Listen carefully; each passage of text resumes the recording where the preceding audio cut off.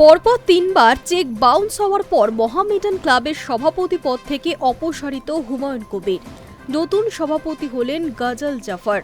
আর্থিক সমস্যা মেটাতে ক্লাবের হাতে মোট 1.5 কোটি টাকার একটি চেক তুলে দিয়েছিলেন নওদার এই বিধায়ক, কিন্তু ব্যাংক অ্যাকাউন্টে পর্যাপ্ত টাকা না থাকায় সেই চেক একবার দুবার নয় পরপর 3বার বাউন্স করে।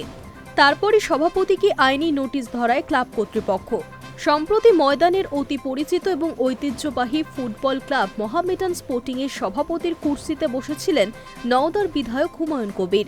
ক্লাবের দায়িত্ব নেওয়ার সময় বড় প্রতিশ্রুতি দিয়ে বলেছিলেন মোহামেডানের সমস্ত আর্থিক সংকট দূর করে দেবেন তিনি, কিন্তু সমাধান হওয়া তো দূরের কথা, উল্টে তার দেওয়া চেক বাউন্স করার অভিযোগে চরম অস্বস্তিতে পড়েছেন খোদ সভাপতি। এবার সেই আর্থিক নয়ছয়ের অভিযোগে হুমায়ুন কবিরকে নোটিশ পাঠায় ক্লাব কর্তৃপক্ষ। বলা হয়েছিল 15 দিনের মধ্যে প্রতিশ্রুতি টাকা না মেটালে বিধায়কের বিরুদ্ধে দিওয়ানি এবং ফৌজদারি জোড়া মামলা দায়ের করা হবে। বাংলায় রাজনৈতিক পরিবর্তনের পর মোহামেডান ক্লাবের পরিচালন সমিতিতে বড় ধরনের রদবদল ঘটানো হয়েছিল। সেই নতুন পরিকাঠামোর অধীনেই ক্লাবের সর্বোচ্চ পদ অর্থাৎ সভাপতির আসনে বসানো হয় বিধায়ক হুমায়ুন কবিরকে। দায়িত্ব গ্রহণ করার পরই তিনি মহাসমারোহে ঘোষণা করেছিলেন যে ক্লাবে জমতে থাকা প্রায় 13 কোটি টাকার মাথার ওপর থাকা দেনা মেটাতে তিনি ব্যক্তিগত এবং প্রশাসনিকভাবে সাহায্য করবেন। তবে সেই আশার আলো খুব দ্রুতই ফিকে হতে শুরু করে।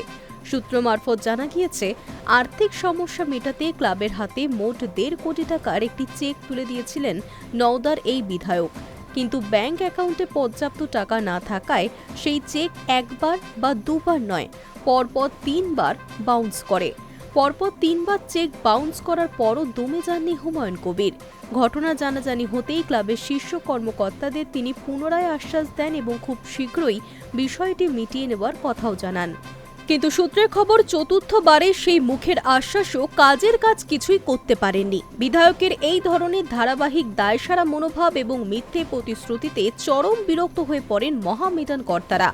তাদের ক্ষোভের মূল কারণ হল আর্থিক সংকট কাটানোর বার্তা দিয়েই ক্লাবের প্রথম সারির চেয়ারটি অধিকার করেছিলেন হুমায়ুন, কিন্তু এখন বিপদের দিনে ক্লাবের ভাবমূর্তি যেভাবে নষ্ট হচ্ছে তাতে আর সেই চেয়ারে হুমায়ুনকে না রাখার সিদ্ধান্ত নিয়েছে ক্লাব কর্তৃপক্ষ।